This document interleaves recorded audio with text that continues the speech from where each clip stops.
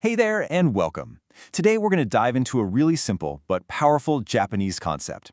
It's called Ikigai, and it basically promises to help you find your reason for being. For a lot of people, it's the secret to a longer and way more fulfilling life. So let's just start with a pretty big question. What is your reason for getting up in the morning? I mean, really, is it your job, your kids, that passion project you work on late at night?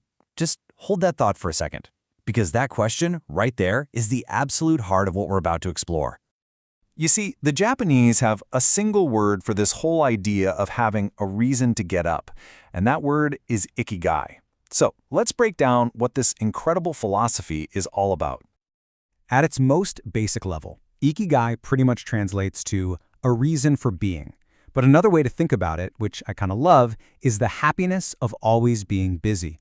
Now, we're not talking about being busy with stressful 9-to-5 work. No. We're talking about being busy with the things that give you genuine joy and a sense of fulfillment.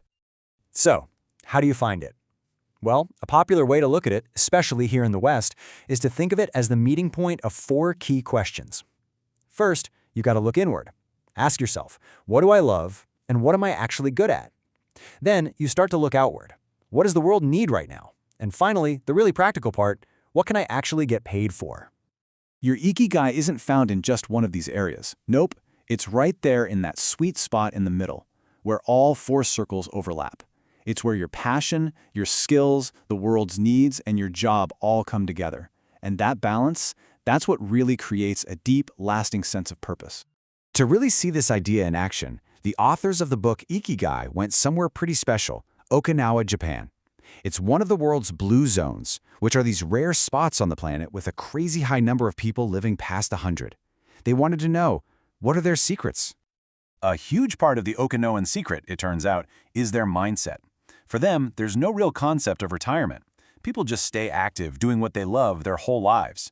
They purposefully take things slow and try to live in the moment. And they embrace this beautiful idea called wabi-sabi, which is all about finding beauty in things that are imperfect. And of course, their daily habits matter just as much. They have something called the 80% rule. Basically, they eat only until they're about 80% full. But it's not just diet. Social connection is absolutely vital, so they make sure to surround themselves with good friends. And they get out and reconnect with nature all the time. And what's so wild is that this isn't just some ancient, mysterious wisdom. It actually lines up perfectly with modern psychology. The Okinawan focus on having a purpose, well, that's a cornerstone of logotherapy, which is all about finding meaning in life. And their ability to get totally lost in an activity, psychologists literally call that flow. But, okay, let's pause here for a second. Is finding purpose really that simple? Can you really boil down a deep cultural philosophy into a 4-circle diagram? As the idea of Ikigai got more and more popular, it definitely started to draw both a ton of praise and some very valid criticism. So on one side, you had readers who just loved its uplifting message. They saw it as a quick, inspiring book that gave them a totally fresh perspective. But on the other side, some critics felt the advice was a little repetitive, maybe not exactly groundbreaking. And the biggest critique was that it might be oversimplifying a very deep, very nuanced Japanese philosophy for a Western audience. So no matter what the critics say, that core idea of finding a purpose is still so powerful.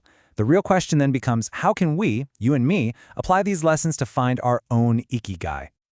And this part is absolutely key. It is so important to understand that Ikigai isn't about finding some single epic career path. It's really about finding joy and purpose in all the little, everyday things, in your hobbies, your relationships, your small contributions to your community. And maybe the most important lesson of all is this. Your Ikigai isn't a destination. It's not some treasure chest you find and then you're done. It's a journey. It's something you're constantly exploring. It's about checking in with yourself and asking, what gives me purpose right now? And knowing that the answer is probably going to change as you grow. So I'll leave you with this question. Just for a moment, forget about the grand 5-year plan. Instead, just ask yourself this. What's one small joy that you can focus on and really fully appreciate today?